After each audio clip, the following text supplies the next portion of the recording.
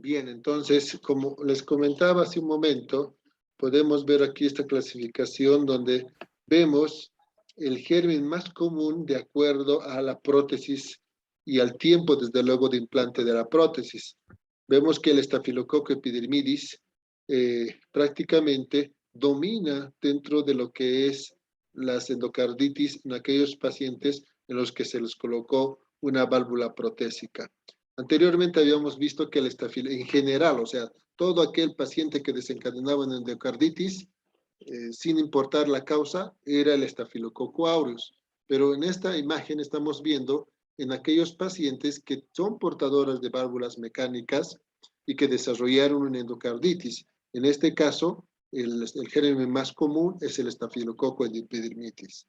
Por lo tanto, si en el examen yo les pregunto, ¿cuál es el germen que condiciona o que favorece la presencia de una endocarditis infecciosa en pacientes portadores de válvulas protésicas, mecánicas? Desde luego, es el estafilococo epidermidis. Pero si se pregunta cuál es el germen que condiciona una endocarditis infecciosa en general, o sea, en el sentido de todas las endocarditis infecciosas sin importar la causa, es el estafilococo aureus. Muy bien. Ahí vemos posteriormente algunos otros gérmenes que pueden favorecer una endocarditis en aquellos pacientes portadores de válvulas mecánicas, ¿no? Es variable, es diferente, desde luego, pero también es muy importante saber que hay otros gérmenes que pueden favorecerlo.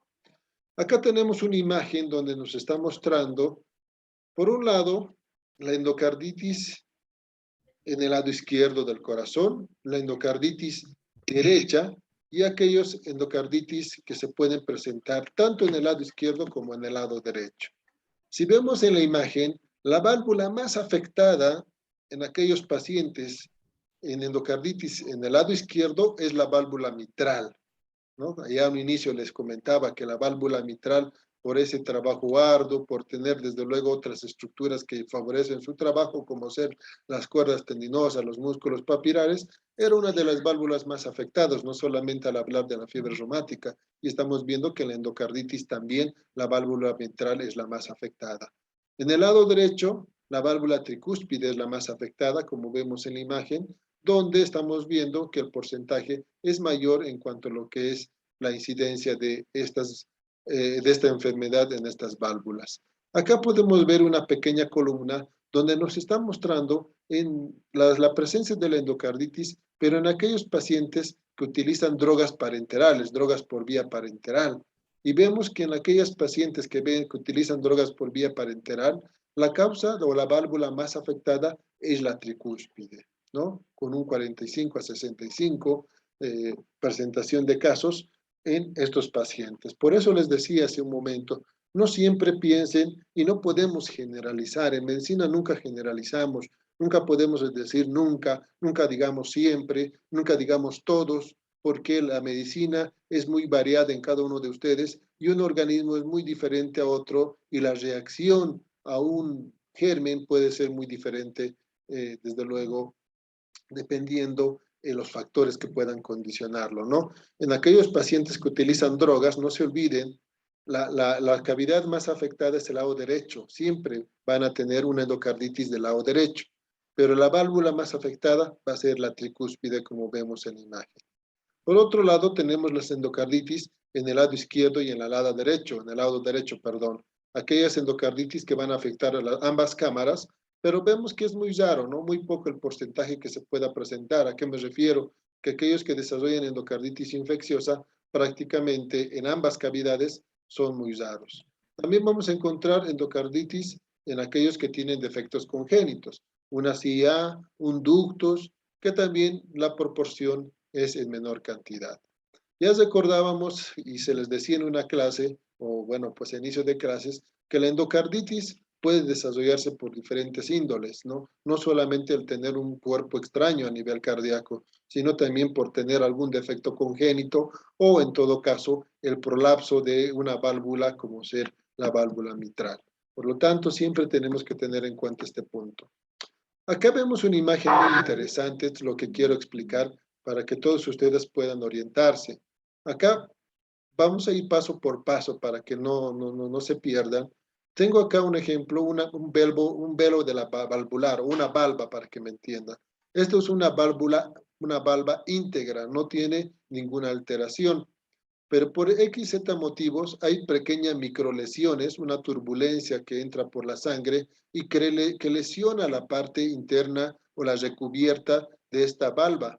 Inmediatamente que se produce esta microlesión, vamos a tener una agregación de plaquetas. Las plaquetas se van agregando en ese lugar donde existen microlesiones.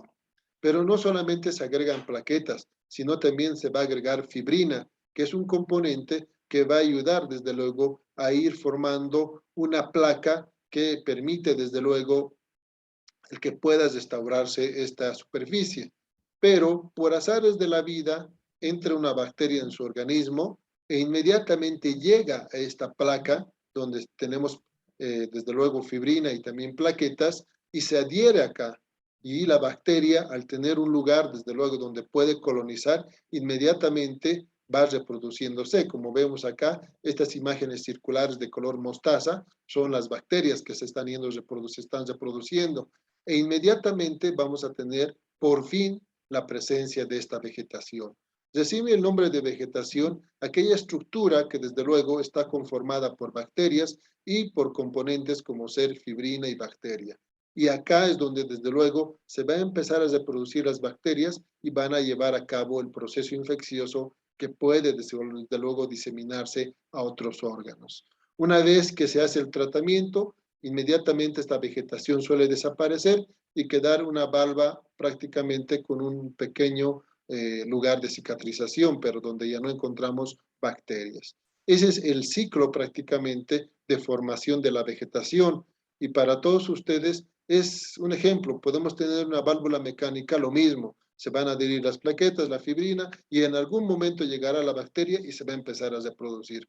Por eso les comentaba y siempre les recuerdo que todo paciente que tenga tal vez alguna estructura mecánica, que todo paciente que tenga un defecto congénito, siempre hacer una profilaxis con antibióticos para evitar que esa bacteria llegue a este lugar y empiece a reproducirse y produzca el proceso infeccioso como tal. Bien, a tener en cuenta siempre. Ahora, entramos a esta clasificación muy interesante, que son aquellos pacientes que tienen alto riesgo de sufrir una endocarditis o, en todo caso, un moderado riesgo. También esto es pregunta de examen. ¿Por qué? Porque todo paciente que es portador de prótesis valvulares, todo paciente que ya haya existido o ya haya lamentablemente padecido de una endocarditis infecciosa, todo paciente que tenga un shunt. ¿A qué me refiero con la palabra shunt? Que la sangre pase de una cavidad a otra, como ser una CIA, una CIB, una persistencia del conducto arterioso, etcétera. Estos pacientes van a tener shunt, la sangre va a pasar de una cavidad a otra. Y desde luego, por ende, van a ser pacientes de alto riesgo para padecer de una endocarditis infecciosa. O aquellos pacientes que tengan cardiopatías congénitas cianóticas, ¿verdad? Como cuáles, aquellos que tienen, un ejemplo, una tetralogía de Fallot, una transposición de grandes vasos, o en todo caso, aquellos que tengan anomalías dentro de lo que es la formación del ventrículo izquierdo, tener un ventrículo izquierdo hipoplásico que también puede condicionar la presencia de una cardiopatía cianótica. Entonces, todos estos que acabamos de mencionar son pacientes que tienen alto riesgo de sufrir una endocarditis infecciosa. El hecho que una persona tenga endocarditis infecciosa no quiere decir que a la larga no lo pueda tener. Sí, puede padecer nuevamente de una endocarditis.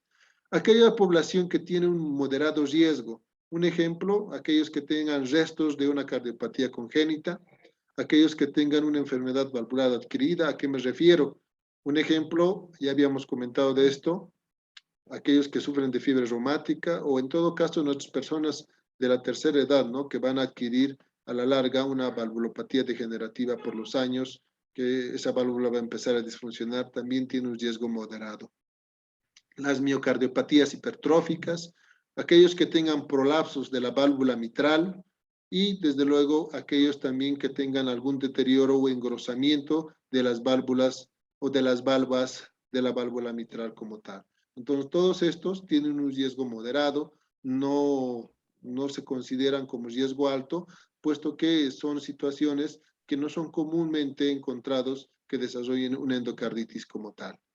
Pero no solamente tenemos estas causantes como una endocarditis, también tenemos la población en la que no tienen ningún problema cardíaco y sí pueden desarrollar una endocarditis. Y hace un momento les hablaba, ¿verdad? Aquellos prácticamente que tienen alguna tendencia de tener alguna alteración a nivel multisistémico, pacientes que utilizan drogas, pacientes con VIH, pacientes de repente que dializan, pacientes quemados, pacientes que intercambian drogas, pacientes politraumatizados, van a desde luego favorecer una endocarditis infecciosa, pero es muy poco probable que desarrollen, pero no podemos desde luego excluirlos, pues es una población susceptible, es una población que en algún momento puede tener un proceso infeccioso y por azares de la vida, lamentablemente desarrollarlo como tal. Un ejemplo les voy a, bueno, dar para que más o menos tengan una idea. Aquellos pacientes, un ejemplo, quemados. Aquellos pacientes quemados, lamentablemente, estoy seguro que les vamos a encontrar taquicárdicos. Entonces, por el mismo trauma, ¿no? A nivel de la piel. Por ende, esta taquicardia va a favorecer que la sangre viaje de forma turbulenta, viaje de forma rápida y que produzca tal vez microlesiones en el endocardio. Inmediatamente por este proceso de quemadura tal vez puede haber una infección en la piel y esta bacteria llegar a torrente sanguíneo y a nivel cardíaco y llegar desde luego a esta microlesión y empezar a adherirse y de producir la infección llamada endocarditis como tal. Entonces, todo, desde luego, puede conllevar a un proceso de tener este proceso infeccioso y lamentablemente complicarse el paciente, puesto que desarrollaría una endocarditis y como tal tenemos que tratar de hacer el diagnóstico. Bien, entonces estamos viéndonos que no solamente nosotros necesitamos de tener tal vez algún defecto a nivel cardíaco para poder desarrollar una endocarditis. La sintomatología es variada, chicos, es variada. Prácticamente la fiebre se presenta o está presente dentro del 80-90% de todos los pacientes que tienen endocarditis, escalofríos, sudoración, anorexia, y desde luego no se olviden la presencia de un soplo. Si yo tengo un paciente que no tenía soplo y ahora tiene un soplo, no podemos desde luego dejar de sospechar de que tenga una endocarditis. Les recuerdo que estas vegetaciones, estas formaciones de plaquetas, fibrina más bacterias, pueden estar adheridas a la valva y si está adherida a la valva, prácticamente esta válvula va a empezar a disfuncionar y esta disfunción de la válvula nos va a ocasionar o nos va a producir la presencia de un soplo que no tenía el paciente, que ahora lo tiene por el mismo hecho de que tenemos una vegetación que está anclada a la válvula y está deteriorando su trabajo como tal. Por lo tanto, esa es la explicación de por qué podemos encontrar soplos de reciente aparición. También podemos encontrar otras alteraciones como ser reumatológicas, ¿no? Lumbalgias, artralgias, mialgias, prácticamente pacientes que se van a quejar de tal vez un dolor articular, ya sea en una o varias articulaciones. Incluso podemos encontrar pacientes con megalias, como ser una esplenomegalia, pacientes con infartos mesentéricos, etcétera. Pero ¿y por qué hablamos de todo esto? Porque esta bacteria que está colonizando a nivel intracardíaco en algún momento puede desde luego migrar y llegar a otros órganos y producir infecciones en otras estructuras. Y ahí tenemos una infección multiorgánica, ¿verdad? Donde tal vez el paciente incluso puede requerir la internación en terapia intensiva por el proceso infeccioso que es demasiado para ese organismo y condicionar incluso la muerte del paciente. Por lo tanto, siempre tengamos en cuenta esto para poder tomar una conducta con estos pacientes y dar un mejor tratamiento oportuno en el momento que se hace el diagnóstico. Pero no solamente vamos a encontrar alteraciones a nivel articular, también vamos a encontrar alteraciones a nivel neurológico o en todo caso también a nivel de la piel, a nivel del ojo. Podemos encontrar estos típicos, desde luego, los signos, como ser el nódulos de Osler, las lesiones de Hanaway, las hemorragias de astilla, las manchas de Roth, que a nivel de lo que es la conjuntiva ocular, Los nódulos de Osler son pequeñas protuberancias que vamos a encontrar en los dedos. Las manchas de Hanaway son lesiones eritematosas que vamos a encontrar en plantas de los pies, palmas de las manos. Y las manchas de Rock son pequeñas hemorragias prácticamente que vamos a encontrar a nivel ocular. Todo esto se puede encontrar de acuerdo a que al desprendimiento de algunos, tal vez, entre comillas, trombos que se pueden ir desencadenando producto de esta formación, de esta vegetación, y que desde luego en algún momento puede también favorecer la formación de trombos.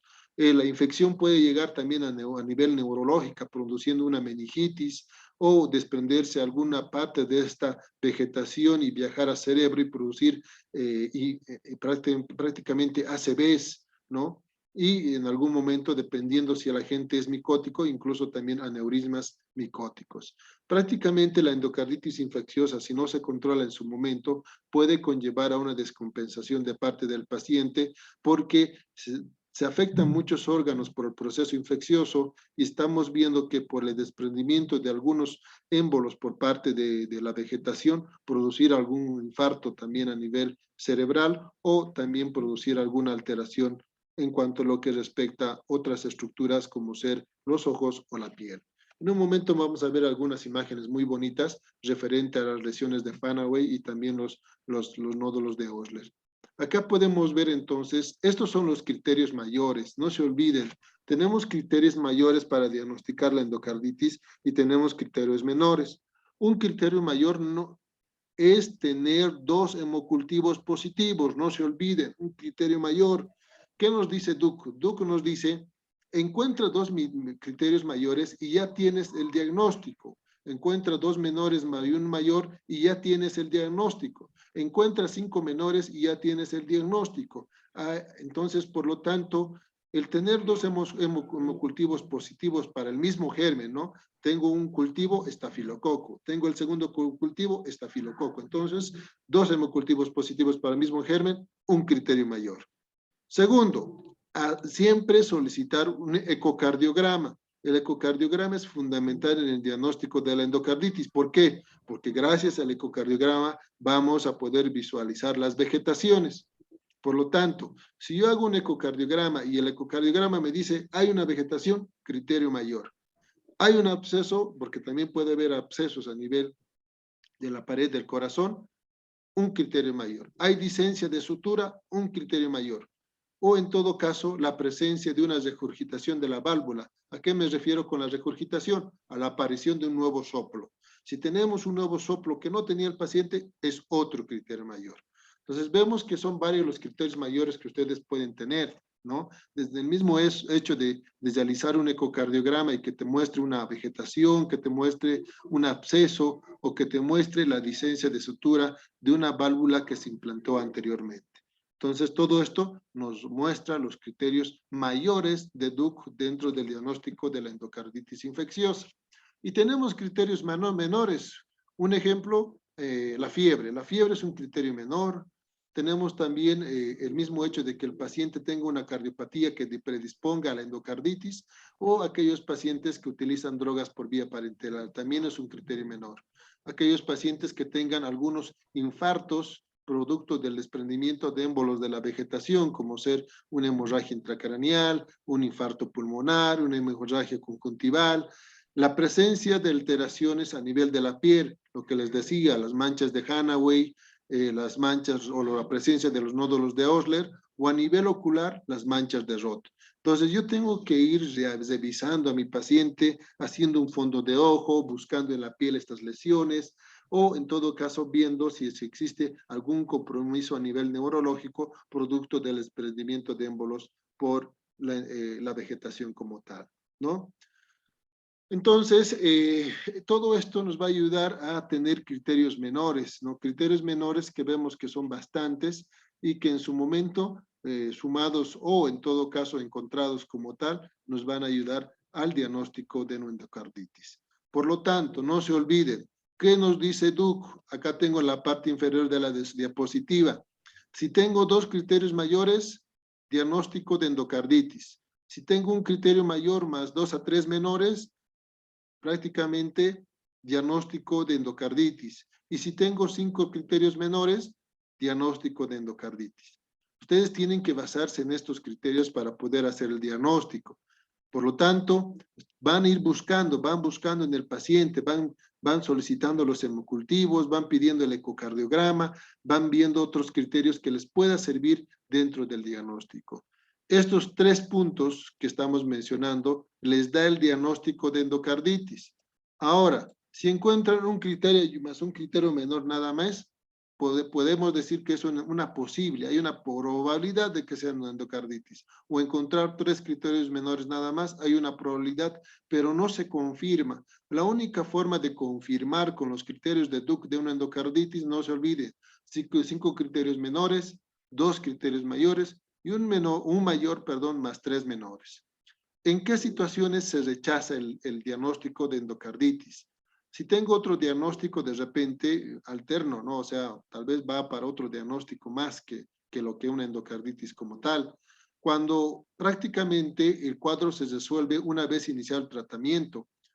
Algo que tenemos que tener en cuenta, que el tratamiento con los antibióticos generalmente es por 4 semanas o 6 semanas. Posteriormente a utilizar este tiempo los antibióticos, tengo que pedir unos nuevos cultivos para ver si es que el germen se ha eliminado o no.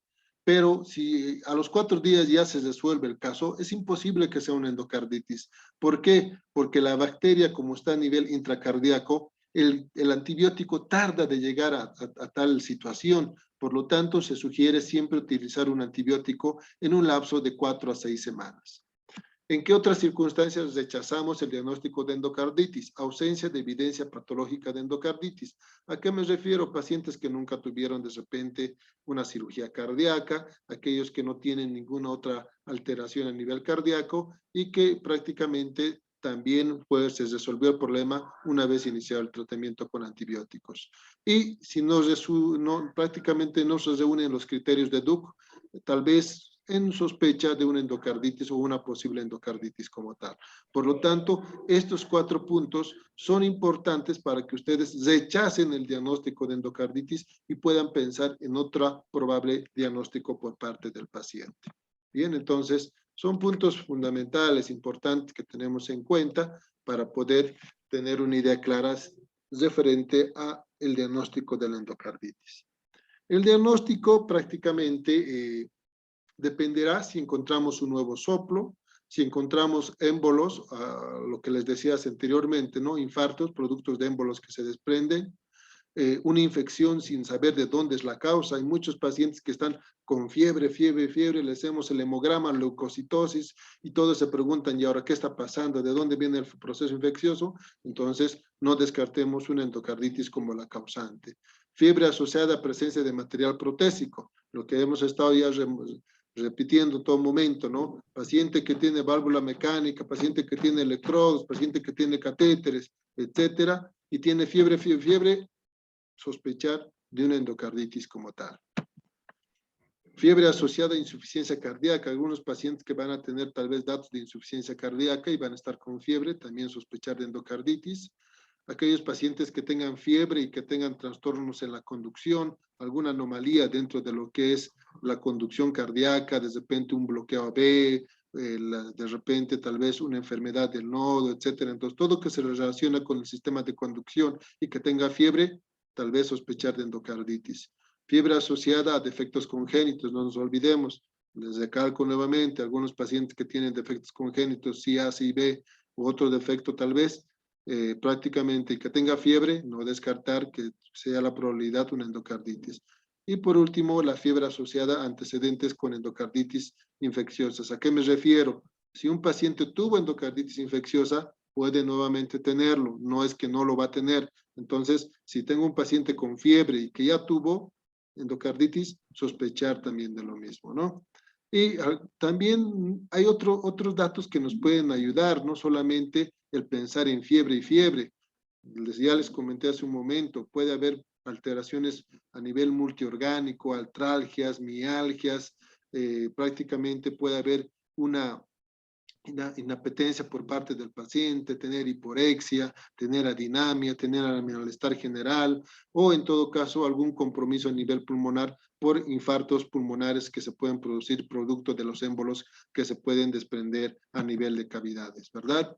Acá simple lógica, muchachos. Si alguna vez ustedes me dicen, doctor, ¿y por qué hablamos de infartos pulmonares? Porque de repente la endocarditis se localiza en el lado derecho. Recuerden que toda la cavidad derecha se relaciona con los pulmones.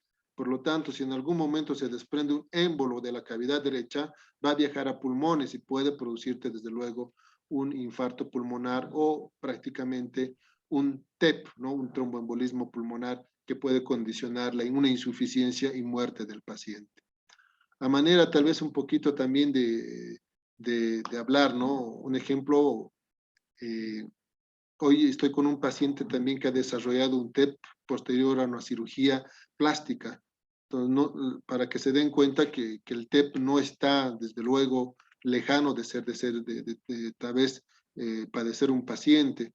Hace a mediodía más o menos veía un paciente que le hicieron una lipoabdominoplastía más transferencia glútea y que lamentablemente se complicó con un tromboembolismo pulmonar. Por suerte se ha hecho el diagnóstico a prontitud, el paciente está restableciéndose, pero miren, imagínense, es tan incierta la medicina que un paciente que prácticamente en los cuales se realiza una cirugía hoy en día muy común, puede también complicarse con algo que, bueno, pues es inesperado, pero que puede estar presente dentro del diagnóstico. Por lo tanto, siempre tengamos en cuenta y analicemos cuál puede ser la posible causa por la cual mi paciente está descompensándose. Si yo tengo un paciente que utiliza drogas, que hace fiebre y no se dé con nada, prácticamente sospechar en una endocarditis desde luego, de cavidades derechas. Y ante todo, si es que en algún momento hay compromiso pulmonar, pensar tal vez que está cursando con un TEP que desde luego puede ser probable por el desprendimiento de émbolos de la vegetación en el lado derecho del corazón, ¿no? Acá podemos ver algunas imágenes, lo que les decía, los nódulos de Osler en la parte de izquierda de estas imágenes, los nódulos de Osler que se localizan en los dedos, ¿no? Son pequeñas protuberancias eritematosas. También tenemos las lesiones de Hanaway, que son lesiones planas, desde luego, eritematosas a nivel palmar, como también podemos encontrar a nivel plantar. Podemos ver acá en la imagen nódulos de Osler, hemorragias prácticamente en astillas, que también podemos encontrar en los lechos unguiales de los dedos. Lo mismo acá, podemos visualizar algunas hemorragias conjuntivales, ¿no? Que son producto de los desprendimientos de émbolos tal vez muy pequeños que viajan y van produciendo una lesión a nivel o una obstrucción a nivel de las arterias, tal vez periféricas o a nivel central y que condicionan pequeñas hemorragias, ¿no? Acá podemos ver las lesiones de Hanaway, ¿no? Lesiones eritematosas que estamos viendo acá a nivel plantar, especialmente a nivel digital en estos pacientes. Entonces, siempre veamos esto, siempre analicemos todo lo referente a revisar bien al paciente, buscando algunos ticos, desde luego, algunos signos que nos van a ayudar también en el diagnóstico, ¿no? Acá podemos ver las manchas de Roth, lo que les mencionaba. También es bueno hacer un fondo de ojo en estos pacientes que tienen endocarditis, buscando estas lesiones o estos infartos oculares, productos de los desprendimientos de los émbolos. Igual es fundamental poder hacer un fondo de ojo. Lo mismo acá, las lesiones de Hanaway, por criterios menores, por si acaso. El criterio menor, no se olviden, no es común encontrar en todos los pacientes a comparación de los criterios mayores. Los criterios menores son situaciones en las que puede ser que encuentren, como puede ser que no encuentren estas lesiones, ¿no? El diagnóstico siempre va a ser ecocardiográfico, un diagnóstico donde vamos a poder visualizar la vegetación. Si vemos esta imagen acá, es un ecocardiograma donde nos está mostrando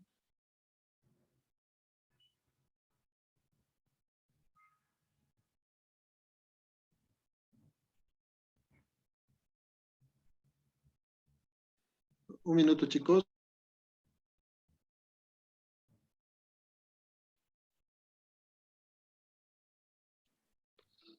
Bien, entonces podemos visualizar en esta imagen, una imagen donde vemos la vegetación, una vegetación donde está anclada prácticamente en unas valvas, en una de las valvas de la válvula mitral, y que está disfuncionando el trabajo de esta válvula, ¿no?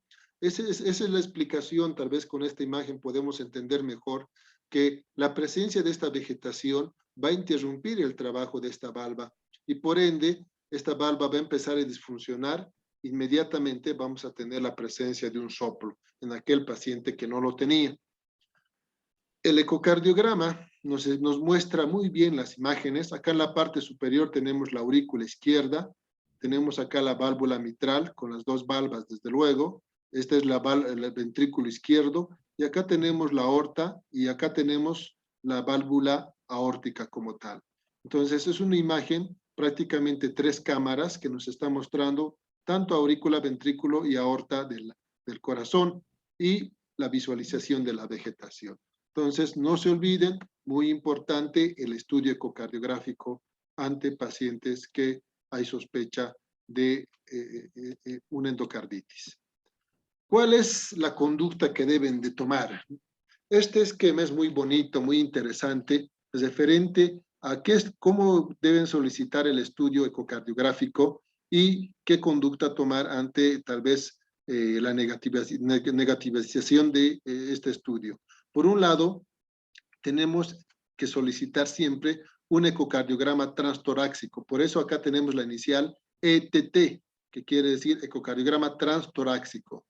Si realizo el ecocardiograma transtorácico, este me sale positivo. ¿A qué me refiero? Que encontramos la vegetación. Tengo que ver la vegetación si es que es grande o una vegetación tal vez de un tamaño intermedio. Si veo que la vegetación es de tamaño intermedio, prácticamente yo puedo inmediatamente solicitar un ecocardiograma transesofágico y el ecocardiograma transesofágico me dirá si es que esta vegetación es de alto riesgo o no es de alto riesgo. ¿Por qué? Algunas vegetaciones son tan grandes que no se las puede desde luego disolver con el antibiótico. Lo que se tiene que hacer es un procedimiento quirúrgico, lamentablemente operar y sacar la vegetación. Hay algunas vegetaciones que están justo en el tracto de salida, ya sea del ventrículo izquierdo, referente a la válvula aórtica, o en todo caso la válvula mitral. Y son tan grandes estas vegetaciones que en algún momento pueden obstruir esta válvula y producir una muerte del paciente. Por lo tanto, siempre que realicen ustedes, indiquen un estudio ecocardiográfico, visualicen y que desde luego nos dan las dimensiones de la vegetación. Si ven que es una vegetación grande, es mejor transferirlo a cirugía cardiovascular para que el paciente sea operado y se pueda sacar prácticamente la vegetación, ¿no? Si tengo un ecocardiograma que prácticamente no me concluye bien, me dice que de repente se ve o no se ve una vegetación, lo más conveniente es siempre pedir un ecocardiograma transesofágico. El ecocardiograma transesofágico es mucho mejor en cuanto a lo que es la visualización de cavidades cardíacas. Si bien es un estudio un poco más invasivo que el transtorácico, pero nos ayuda con mayor fidelidad o desde luego visualización la presencia de alteraciones a nivel intracardíaco. Por lo tanto, si yo realizo el ecocardiograma transesofágico y me dice que aparentemente no se ve bien la imagen, hago un ecocardiograma transesofágico. Y si el ecocardiograma transesofágico me dice no hay nada, entonces estamos tranquilos y en algún momento podemos repetir otra vez el estudio con la finalidad de tener un diagnóstico ya negativo para una endocarditis. Pero si tengo un ecocardiograma transesofágico que me sale negativo, me dice el ecocardiograma, no hay vegetación, pero el paciente tiene una clínica que se relaciona con una endocarditis, automáticamente pedir un ecocardiograma transesofágico. Pero si la clínica tampoco no es muy confirmatoria, es prácticamente muy baja y el ecocardiograma transesofágico me dice negativo, entonces la probabilidad de una endocarditis es muy baja y prácticamente hay que ir viendo la evolución del paciente con el cuadro clínico que presente, ¿no? Entonces, nuevamente les recalco a todos ustedes, el ecocardiograma transtorácico es un estudio convencional, normal que hacemos y que a la larga desde luego nos va a ayudar dentro de lo que es la conducta y el diagnóstico de estos pacientes. Pero si tienen alguna duda en cuanto a lo que es el resultado, la conclusión del ecocardiograma transtorácico, lo mejor es pedir un ecocardiograma transesofágico para llegar al diagnóstico. Muy bien. Acá podemos ver algunas imágenes de los ecocardiogramas. Fíjense acá en el lado derecho, en el ventrículo derecho tenemos una vegetación. Acá tenemos la aurícula derecha, ventrículo derecho y la vegetación, hablando de endocarditis en cavidades derechas. Acá podemos visualizar también otra vegetación a nivel de la válvula mitral. Tenemos acá la aurícula izquierda, ventrículo izquierdo, aurícula derecha y ventrículo derecho. Entonces, inmediatamente por debajo de la válvula mitral tenemos la presencia de la vegetación en cavidades izquierdas. El diagnóstico fuera de ser ecocardiográfico también es laboratorial, siempre con la finalidad de buscar una leucocitosis, siempre con la finalidad de poder tener